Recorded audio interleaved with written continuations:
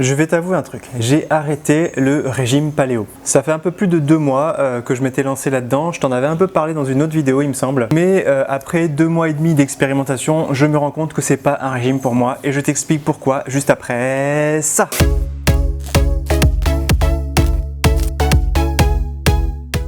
Salut, c'est Christophe, bienvenue pour cette nouvelle vidéo et bienvenue sur ma chaîne si tu es nouveau. D'ailleurs si c'est le cas et que tu n'es pas encore abonné à ma chaîne, abonne-toi dès maintenant en pensant bien à cliquer sur la petite cloche pour être sûr de ne rater aucune de mes nouvelles vidéos. Alors, pourquoi j'ai arrêté le régime paléo? Déjà, c'est quoi le régime paléo et pourquoi j'avais commencé? Ce qu'on appelle le régime paléo pour paléolithique, c'est, on va dire, le régime de nos ancêtres, le régime des chasseurs-cueilleurs, bien avant ce qu'on a appelé la révolution agricole. Et quand on regarde l'histoire de l'humanité, les hommes ont mangé comme ça pendant plus de 2,5 millions d'années et ça fait à peine, on va dire, entre 8000 et 10 000 ans qu'on a commencé à exploiter l'agriculture et qu'on a amené plein de nouveaux nutriments. Et génétiquement, il se trouve que notre corps a été construit autour de l'alimentation paléolithique, donc c'est celle qui est la plus adaptée aujourd'hui à notre corps, à notre organisme. Et tout ce qui est arrivé après, en fait, à l'échelle de l'humanité, est trop récent pour que notre corps génétiquement ait eu le temps de s'adapter, de s'habituer à ces nouveaux régimes. C'est pour ça que les adeptes du régime paléo disent que c'est la meilleure alimentation possible pour avoir un corps en bonne santé. Donc, c'est en partie pour ça que j'ai voulu le tester et aussi parce que il y a à peu près 2 mois et demi, j'ai démarré un programme de transformation physique où l'idée c'était de gagner de la masse et de perdre du gras. Et il se trouve que le régime paléo est extrêmement intéressant pour ça parce qu'il est très riche en protéines et très faible en glucides. Donc ça s'adapte assez bien à la prise de masse musculaire et à la perte de masse grasse. Mais ça, je t'en reparlerai dans une autre vidéo très bientôt. Pourquoi j'ai arrêté du coup? Eh bien parce que je trouve ça trop restrictif. En fait, le régime paléo m'empêche de manger plein de choses que j'aime bien et qui sont loin d'être les pires aliments qui soient. Par exemple, moi j'adore les légumineuses, c'est-à-dire les haricots, les lentilles, les pois chiches, manger du houmous, tout ça c'est des choses que j'aime bien. Par contre, ce sont des choses qui ne font pas partie du régime paléolithique parce que ce sont des aliments issus de l'agriculture. Et ça marche aussi avec tous les céréales et tous ces dérivés, hein, c'est-à-dire tout le blé, l'avoine, tout ça. Le pain est exclu du régime paléo. Il y a aussi tous les produits laitiers qui ne sont pas inclus dans ce régime puisque nos ancêtres paléolithiques ne consommaient pas de lait d'autres animaux. Je te le dis souvent qu'il faut limiter les produits laitiers, mais là dans le cas du paléo, c'est complètement effacer toute trace de produits laitiers et donc c'est déjà faut faire super gaffe aux produits qu'on mange parce qu'il y en a, on peut en trouver un peu partout et du coup ça m'empêchait de manger pas mal de choses comme des gratins où il y a juste un peu de fromage dessus ou même de la crème béchamel. Tout ce qui contient du beurre, parce que le beurre c'est un produit laitier, était proscrit, donc plus de yaourt, plus de skyr que j'aime beaucoup, plus de kéfir, en gros absolument plus rien qui contienne du lait de vache, pas du lait tout court, du lait animal. Et pareil, donc tous les féculents du type riz, pommes de terre, patates douces, même si c'est toléré par certains, mais dans le régime strict paléolithique, tout ça c'est proscrit. Et puis ici à Maurice, il y a beaucoup de spécialités qui sont faites de nouilles. Il y a aussi les boulettes, c'est des boulettes souvent de viande ou de légumes mélangées un peu à du tapioca. Donc pareil, ça reste du féculent qui ne fait pas partie du régime paléolithique. Puis il y a plein d'autres spécialités locales comme les rôtis, les dolpuri, les farata qui sont faits avec de la farine de blé. Donc pareil, ça je peux rien manger. Donc, ce qui fait que voilà, au quotidien c'était extrêmement restrictif et du coup je m'interdisais beaucoup de choses qui sont pourtant des fois des spécialités de ces restaurants là. Typiquement je me rappelle avoir été dans un super restaurant et j'ai pas pris le dessert pourtant qui est très réputé. C'était un crumble de fruits mais à l'intérieur ils mettent une mousse de crème qui fait que du coup ça devient plus un produit paléo. Et voilà, une autre fois on s'était fait à la maison une soirée burger maison et bien voilà, j'ai pas mangé, j'ai regardé ma femme et mes enfants manger ça et moi je m'étais fait à côté un sauté de légumes. Bon, c'était sympa. D'un point de vue familial, voilà, c'est pas top. Je m'exclus un peu des repas en famille. Et donc le problème, c'est que ça crée énormément de frustration. Et pour éviter ça, je me suis mis en place des cheat meals, c'est-à-dire qu'une fois par par semaine, souvent le week-end, je m'autorisais un repas où j'intégrais un produit non paléo. Le risque à ça, et je m'en suis rendu compte, c'est que je surcompensais ou je compensais beaucoup trop violemment, c'est-à-dire que je me pétais le bide avec des trucs que j'avais pas pu manger pendant la semaine, et au final ça perd un peu son intérêt et ça contrebalançait pas du tout le paléo de la semaine. Je me suis vraiment lâché à certains moments au point où j'étais pas bien après parce que j'avais bouffé trop de trucs auxquels je m'étais déshabitué entre guillemets. Et puis le deuxième point négatif du régime paléo, c'est que ça implique un changement trop radical dans mes habitudes. Déjà, ça demande beaucoup de temps parce que je préparais l'intégralité de mes plats à la maison. Pour faire les courses, c'est plus contraignant parce que je dois vraiment faire attention à ce que j'achète et bien faire gaffe à ce que tous les ingrédients que j'achète soient paléo et rentrent dans la recette d'un plat paléo. Et puis, à la maison, il n'y a que moi qui faisais régime paléo. Donc pour pas faire subir ça à ma femme et mes enfants, du coup on faisait 2 fois plus de courses, donc ça coûte plus cher, de manière à avoir 2 fois plus de plats à la maison. Donc un plat paléo et des plats non paléo, même si des fois j'arrivais à mixer. En gros, je partageais ce que je faisais en paléo et à côté je faisais un truc pour accompagner qui n'était pas paléo.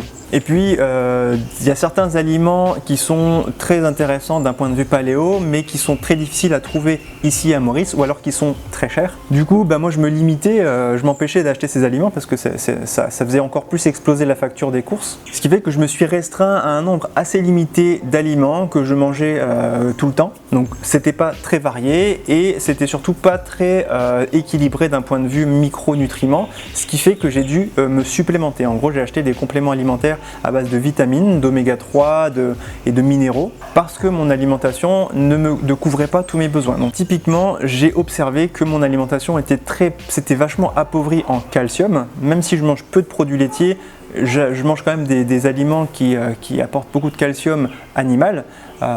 Et il se trouve que là, quand je suis passé en régime paléo, j'ai pas du tout réussi à compenser ça. Et ça s'est vu, je sais pas si c'est vraiment très fiable, mais j'ai une balance à impédance-mètre qui affichait que ma masse osseuse a diminué au fil des semaines, ce qui n'était jamais arrivé. Hein. Ça fait des années que j'utilise cette balance et c'est la première fois où la masse osseuse mesurée est descendue sous les 2,9 kg. Du coup, j'ai trouvé ce régime paléo trop restrictif, contraignant et qui bouleversait trop mes habitudes. Or, c'est exactement ce que je dis à mes clients de ne pas faire.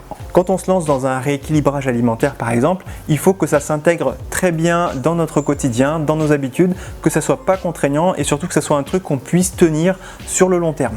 Là, clairement, je sentais que le paléo, c'est pas quelque chose que je pouvais tenir sur le long terme. Donc, il n'y a pas à réfléchir plus que ça, c'est pas pour moi.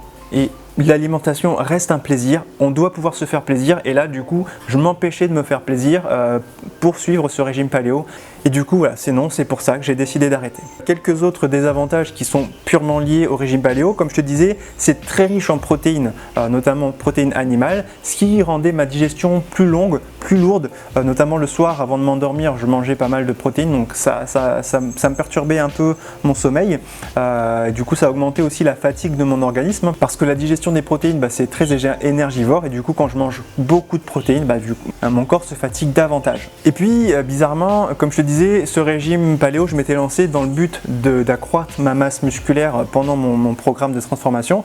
Et bien malheureusement ça a un peu un contre-effet puisque pour prendre de la masse musculaire il faut malgré tout prendre suffisamment de glucides puisque les muscles ont besoin de glucides pour se développer et le régime paléo est très faible en glucides, donc au final ça vient ralentir un peu la prise musculaire et bizarrement j'ai perdu beaucoup de poids. J'ai perdu près de 7 kg en 2 mois, ce qui n'était pas du tout l'objectif puisque moi je voulais prendre de la masse musculaire et limiter et perdre un peu la masse grasse que j'avais et dans ces 7 kg je suis persuadé que j'ai perdu beaucoup de masse musculaire, donc c'était pas du tout l'objectif. Après, comme je te le répète, c'est une alimentation très intéressante d'un point de vue génétique puisque c'est celle qui est la plus adaptée.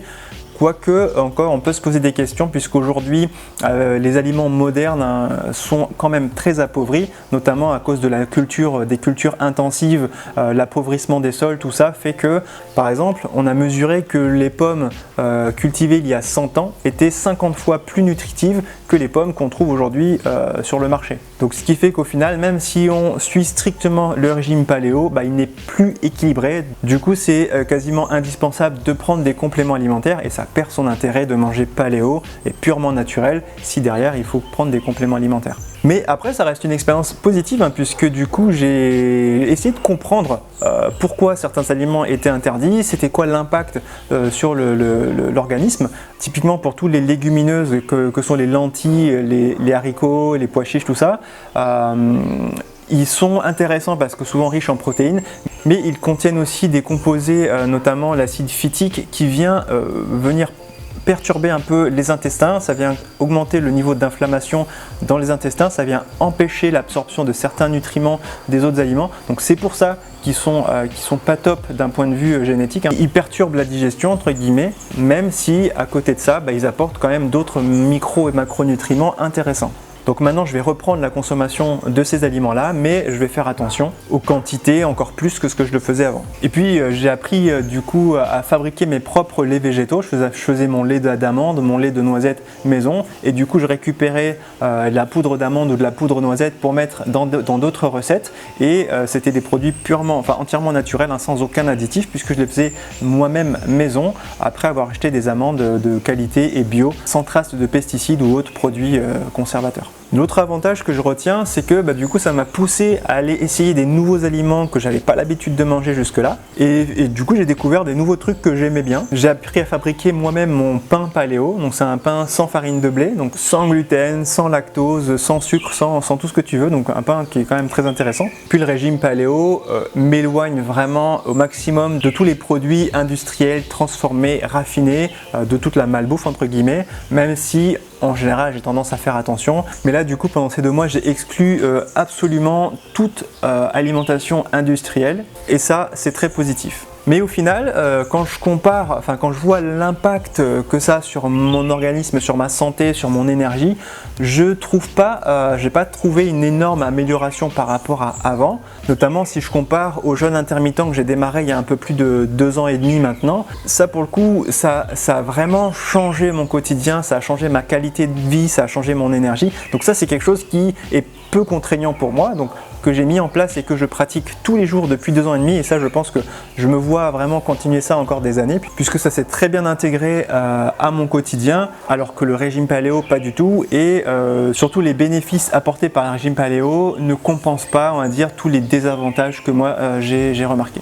Donc voilà, en conclusion, moi je retire quand même pas mal de positifs à cette expérience. On va dire que maintenant je sais pourquoi le régime paléo n'est pas fait pour moi. Je comprends encore plus l'impact de certains aliments sur ma santé, sur mon organisme. Et puis j'ai confirmé que de bannir intégralement de nombreuses familles d'aliments, ça peut être très frustrant et contre-productif. Surtout ça peut impacter le mental, et ça c'est très mauvais quand l'alimentation devient mauvaise pour la santé mentale. Et je reste convaincu que des fois il faut savoir se faire plaisir de manière raisonnable plutôt que de trop se restreindre et finir par exploser, par craquer et par s'envoyer des choses qu'on n'aurait jamais dû manger. Dans une alimentation saine et équilibrée, ce qui compte c'est vraiment avoir une approche sur le long terme, mettre en place des habitudes qu'on saura tenir très longtemps, et puis en faisant ça, normalement on finit par renforcer notre corps, par l'habituer à manger tellement sain que quand on va faire quelques écarts, notre corps sera moins impacté parce qu'il sera déjà renforcé, et donc il va se remettre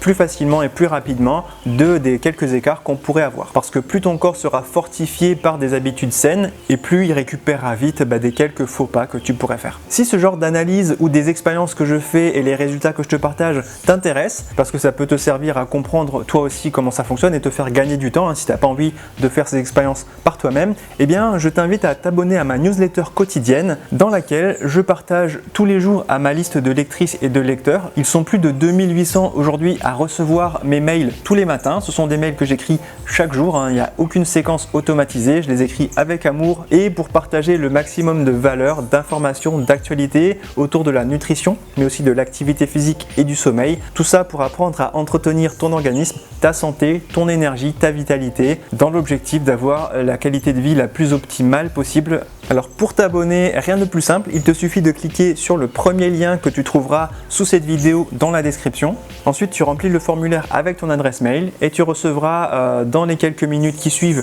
un mail de bienvenue et dès demain matin à 9 h, tu recevras ton premier mail que tu pourras garder dans ta boîte mail parce que jusque-là, tous les mails que tu ne reçois pas sont définitivement perdus puisque je ne les renvoie pas. Et bien sûr, c'est sans engagement, hein. Tu peux te désabonner à tout moment en cliquant sur le lien se désabonner que je mets à la fin de chacun de mes mails. Eh bien, merci d'avoir regardé cette vidéo jusqu'au bout. Moi, je te donne rendez-vous la semaine prochaine pour une nouvelle vidéo. Et d'ici là, comme toujours, prends soin de toi. Ciao, ciao!